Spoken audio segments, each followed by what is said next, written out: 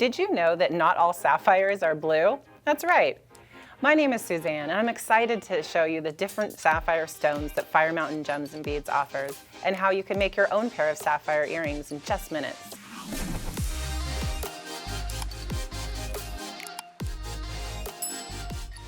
So what makes sapphire a great choice for jewelry? One of the big things is that it's instantly recognizable. Customers know this stone, value this stone. It's known for luxury, it's synonymous with wealth, and it's a symbol of love and trust and honesty and integrity. Sapphire makes a great choice in jewelry because of its durability. It's actually a 9 out of 10 on the Mohs hardness scale, second only to diamonds. So it's a wonderful choice for bracelets, necklaces, and you can wear it without feeling that there'll be any damage to the stone. We have an expert in-house gemologist that grades the stones, and so any treatment to the stone and the grade is fully disclosed when you purchase the stone, which is wonderful information to have yourself, and you can also pass it along to your customer.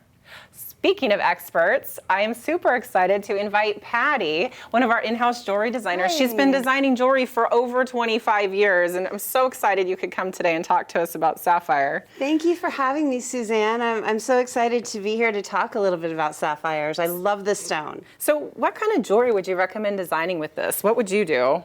Well, sapphires, like most gemstones, come in a lot of sizes, shapes, textures, even colors.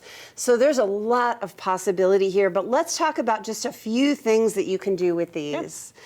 So the first thing I want to point out is the set that you're actually wearing. Suzanne is wearing some gorgeous faceted rondelles that I absolutely love the shape of. Rondelles are great because they're a little off round. They're not just the standard round norm, so they give a little more visual interest. And you can see here where you can take just a single strand of those and make a beautiful statement piece. But in contrast to that, we have your earrings, which are just a single faceted rondelle topped with a little tiny one. And that would make your strand of rondelles go really far. So that's a great way to do it. They're visually interesting earrings. Those long drops are really trendy too. Well, and it's great for business. And so I think how many earrings you can make out of one strand. It's a really saleable, marketable, and giftable thing to use a really single, nice gemstone in a piece like that. Another thing that you can do if you want to use one single gemstone to make a statement piece is to use something like this flat pear. Isn't that great? Gorgeous. This would make a great focal for a necklace. That's definitely something that you could do. I love that. So speaking of colors, what would you pair this stone with if you wanted to design with another stone? Well, there's a lot of different things that you can do. So as if we're talking about metals, it's great with gold or with silver. Here's some earrings that I made just recently.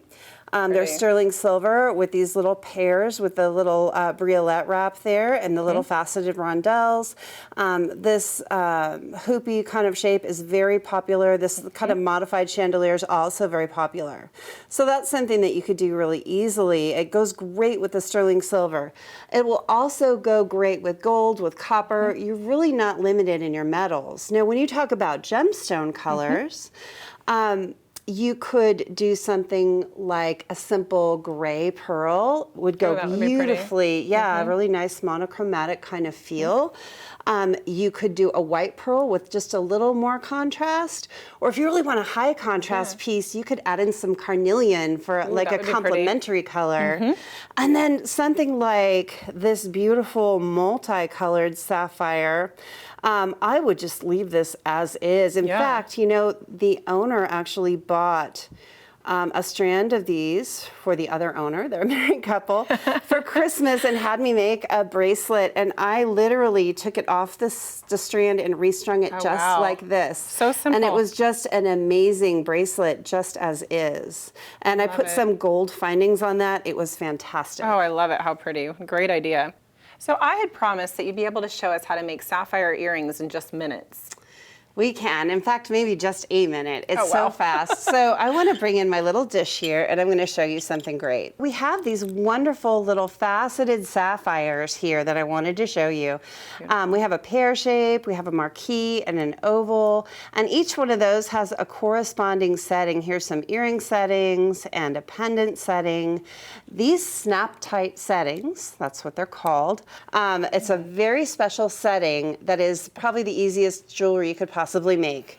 I like that. Yes, I know. And they give you a really quick, elegant piece of jewelry that anyone would love. So I'm going to grab my pliers here just so you can see the piece, well, so my hand isn't in the way. And so I'm going to grab this little post earring. Here is what it looks like before we do it. Just little prongs on the edges, 4 little prongs on this one. And you can use a tool like this bent chain nose plier, or you can just use your hands sometimes. And you just want to get a good angle at it and come straight down. It's snapped in Wow, there. that's so simple. Yeah, just a little click. Here you go. Thank you There's your so much. finished How earring. pretty, how gorgeous. Oh, thank you so much for taking the time today to share Thank us you for this. having me. It's been great. Enjoy your show. So now it's time to start making your own sapphire jewelry. If you'd like even more information on this beautiful stone, please check out our gem notes at firemountaingems.com. Happy beading! Want to learn more about jewelry making techniques and supplies? Then sign up for our email list. Find the link in the description below.